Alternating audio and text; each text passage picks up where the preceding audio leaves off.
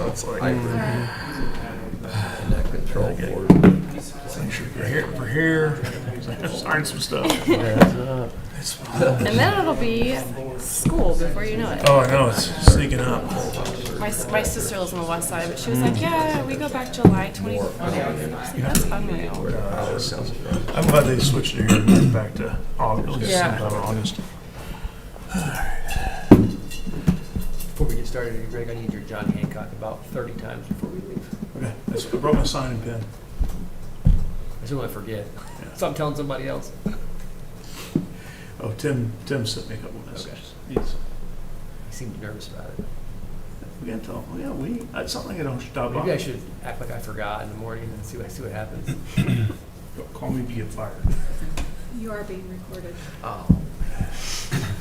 Dang it. He doesn't listen to this anyways. No.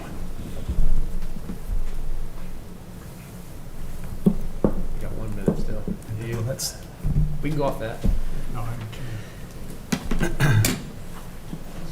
That's faster than. care. So it's off.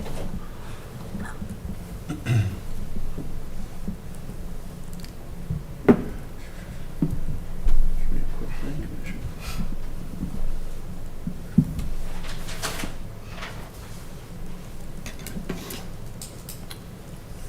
You ready, Ryan? I'm ready. Let's go ahead and call this evening's McCourtsville Plan Commission meeting to order. Can I have a roll call, please? Brianne Schneckenberger. Here. Steve Duhamel. Here. Devin Stetler. Here. Brian Burney. Here? Scott Shipley. Here. Greg Brewer. Here. Chad Gooding. Good evening, Ryan. Are there any agenda considerations tonight? We have none. Okay. Next item on the agenda is approval of some meeting minutes from our May meeting. Everyone on the board has had an opportunity to review the minutes. I would entertain a motion.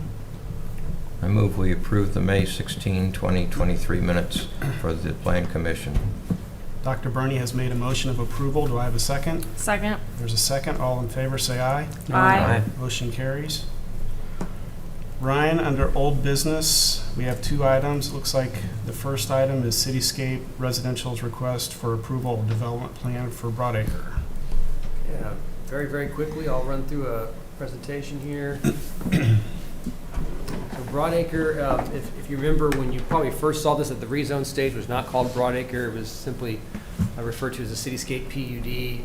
This is one of those two sites. The other site to the east, the south, essentially was the southeast corner of this intersection of 600 and 600, was previously approved a month or two ago. We're here now with the southwest corner called Broadacre, which is 256 units of apartments behind what someday will be some commercial outlots along Mount Comfort Road. Zoning, we need to update our zoning layers on our website, but is zoned Cityscape PUD. But more importantly, what's around the site to the south and west is also PUD now. To the north is some commercial neighborhood and R3. To the northwest is more, to the northeast, excuse me, is more commercial neighborhood. And then directly east is I-1, which is, it's I-1, but it's in use as a home today. Again, Broadacre is District A1 of the Cityscape PUD. It's approximately 17 acres, 256 units on those 17 acres. 2 points of ingress, egress, one on 600 North and one from Mount Comfort Road. Eventually, the one from Mount Comfort Road will go away in place of a permanent access through the commercial, but for now, it will have direct access out to Mount Comfort Road just for emergency ingress and egress. There are some significant physical constraints on the property, one being a legal drain, which runs up along the west and then a portion of the north property line, and then the wetlands, which are kind of centered in the site. We can pull up a better site plan to make that a little bit easier to visualize. Process tonight is introduction, as we are doing right now. Petitioner will follow that up with their presentation, any questions from the board, any staff comments, and then it is eligible for action tonight. Those options are to approve, deny, or continue. That is it for me.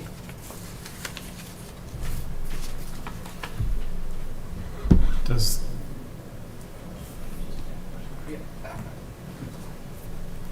I'll swear you in if you don't mind. Yes. Do you swear or affirm under the penalty of perjury that the testimony you're about to give is the truth, the whole truth, and nothing but the truth? I do. Please state your name and spell your last name for the record. John McWhorter, McWhorter. Okay, thank you. Evening, everyone. I'm here today on behalf of Kimley Horn and Brian Sheward. I'm being a substitute teacher for a little bit. He's the project engineer for this particular job, but he's informed me that he and his team have been working with planning and engineering to address all TAC comments and has been getting all the required supporting documents compiled for any additional questions that planning and engineering have been having. He is asking I document any remaining questions that you may have or concerns, so he can take care of those. And that if there is no additional concerns, he is asking that you please consider approval for Broadacre. I believe, correct me if I'm wrong, he's been working with you guys behind the scenes. I think there was some concerns from the legal drain up at the front, as you had mentioned. I think that has worked itself out. I believe he got me up to speed.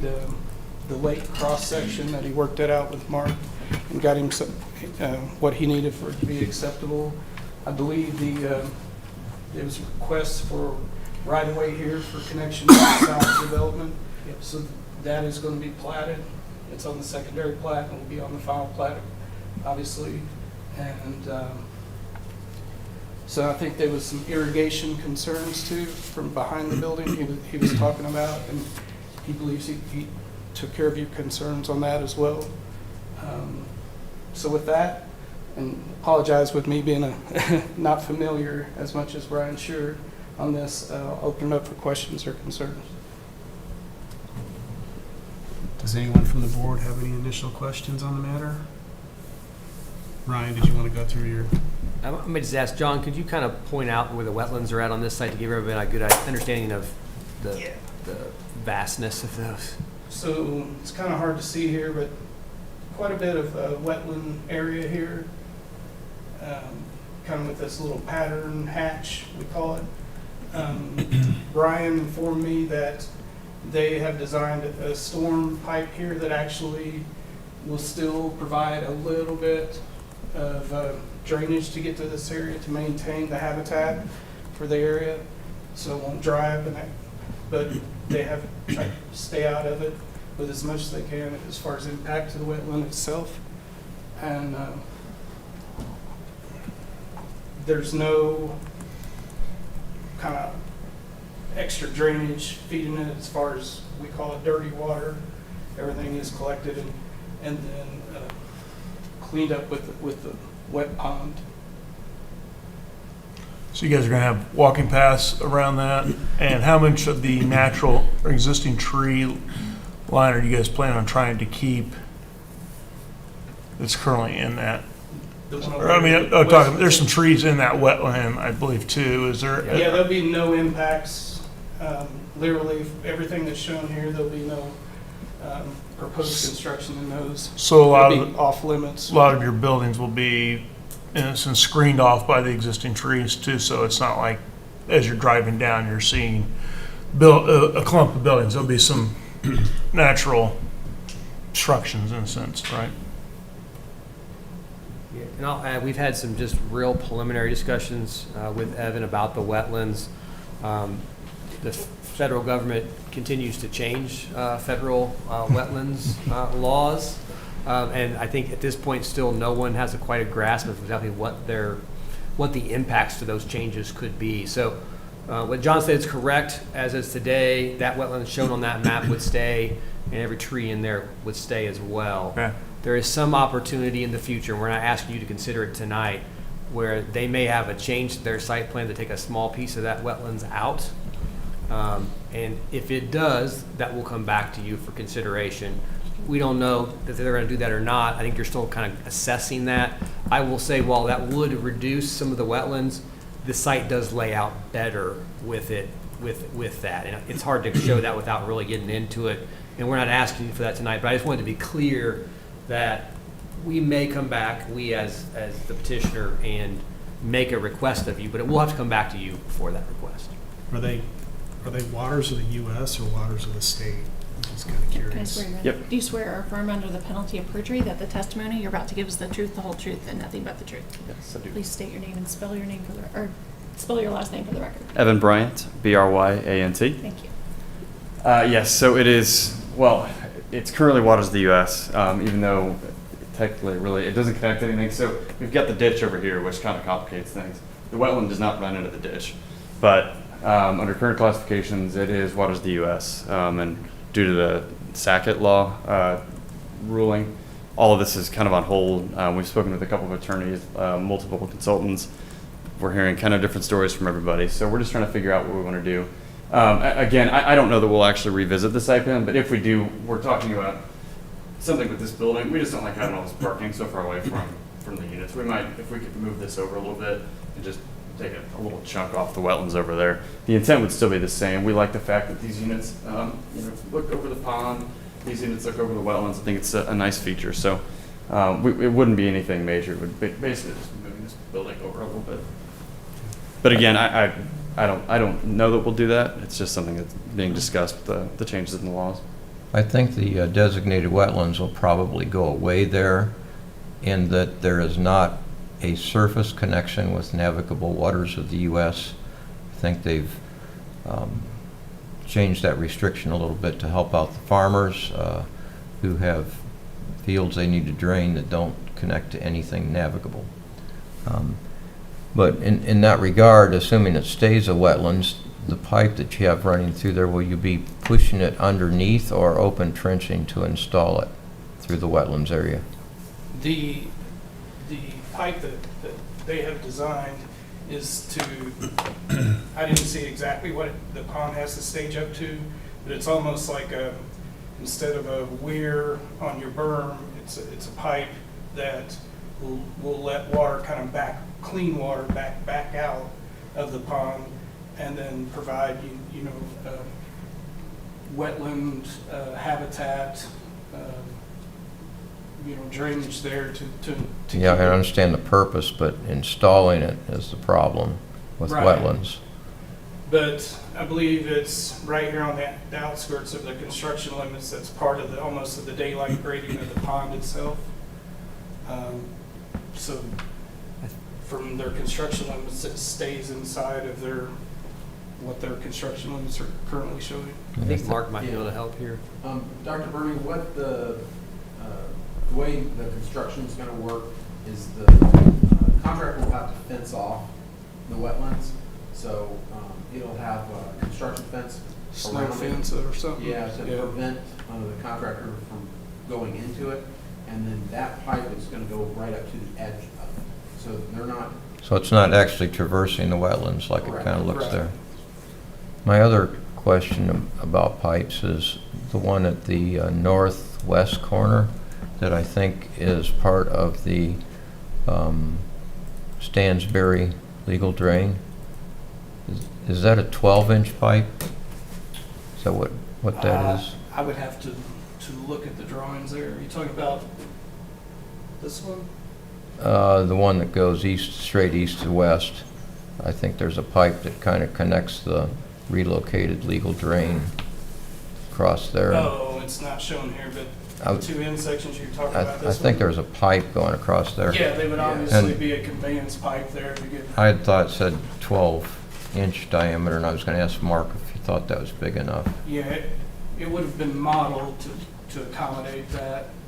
Yeah. Uh, 12 inches would not be big enough, but I don't believe that's the size of that. I don't know off the top of my head, but yeah, it has to be modeled for the ditch. So that's how that's kind of sized for it. Yeah, if there was a label on the plans, then that was a mislabel. The drainage report and everything will show that it's been modeled to accommodate. Well, I was asking because I wasn't sure I was reading it right. Yeah, I agree with Mark and everything. There is another line that runs over, that picks up inlets off the entrance, and I think that line is 12-inch. Yeah, usually right-of-way drainage can be handled with just 12-inch pipe. Yeah, maybe if I that was the confusing the scenario. two. I'm sorry? Maybe I was confusing the two pipes. Yeah, without being familiar with the actual design of it, I just know that through my designs, curb inlets at the entrance are usually picked up with 12-inch, but definitely not the legal drain, that's for sure. This is probably more of a question for staff. Did we get county sign off? Because there's discussion about having to reroute the ditch a little bit. Are we, all those things been taken care of?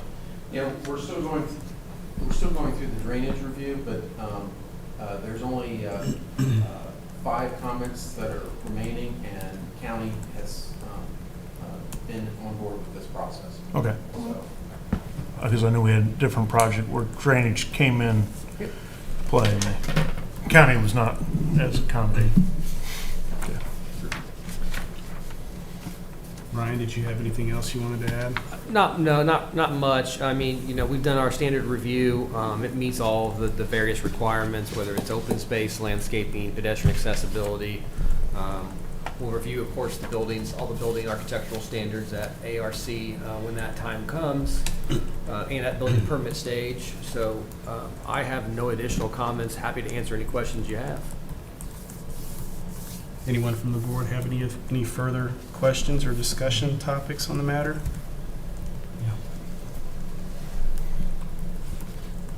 If not, I would entertain a motion. Again, Ryan has indicated that we can approve, deny, or continue the petition. I'll make a motion to approve the petitioner's application for the Broadacre plans. Greg has made a motion to approve. Do I have a second? Second. There's a second. All in favor, say aye. Aye. Motion carries. Thank you very gentlemen. much. Thank you.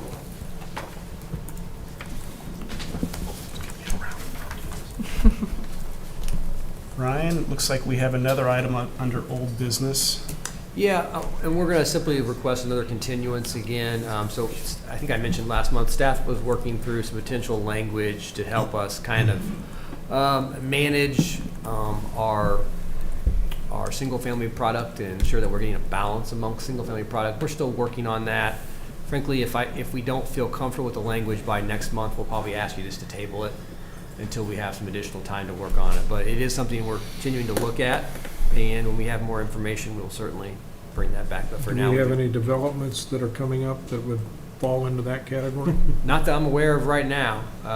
There's always people kicking tires on projects, but we have nothing that's, to my knowledge, imminent right now. Anything else you wanted to add to it? Nope. That's it. Well, with that, I would entertain a motion on the matter. I'll make a motion to continue the zoning ordinance related to build for rent communities to next month. There is a motion to continue the petition. Do I have a second? Second. There's a second. All in favor, say aye. Aye. Motion carries. Any new business, Ryan? None. None? Any new business from the floor? None. I want to add, to answer Dr. Burns' question, it's a 60-inch pipe that's under that drive. It's a big pipe. Thanks, Mark. Ryan, any announcements? I have nothing. You have nothing? Easy meeting. If not, I would entertain a motion to adjourn. So moved. There's a motion and there's a second. Meeting adjourned.